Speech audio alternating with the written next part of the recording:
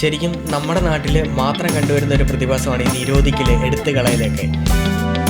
സിമ്പിളായിട്ടുള്ള ഒരു ഹ്യൂമൻ സൈക്കോളജിയാണ്. അടച്ചു വെച്ചിരിക്കുന്ന സാധനം തുറന്നു നോക്കാനായിരിക്കും ആസക്തി കൂടുതൽ. ശരിക്കും നമ്മുടെ നാട്ടിൽ മാത്രം കണ്ടുവരുന്ന ഒരു പ്രതിഭാസമാണ് ഈ നിരോധിക്കൽ, എടുത്തു കളയലൊക്കെ. നമ്മൾ ഈ ഫോണിൻ്റെ കാര്യം തന്നെ നോക്കുക. കോവിഡ് സമയത്ത് കുട്ടികൾ ഗൂഗിൾ മീറ്റിലായിരുന്നു ക്ലാസ്സൊക്കെ ഡീൽ ചെയ്തിരുന്നത്. അവർക്ക് നോട്ട്സ് വാട്സപ്പിൽ ഫയലായിട്ടായിരുന്നു കിട്ടിക്കൊണ്ടിരുന്നത്.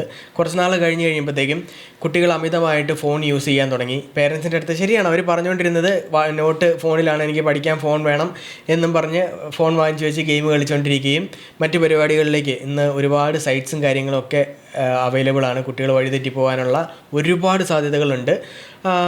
കുട്ടികൾ അഡിക്ഷനിലേക്കും കാര്യങ്ങളിലേക്കും ഒക്കെ പോയിട്ടുണ്ടായിരുന്നു.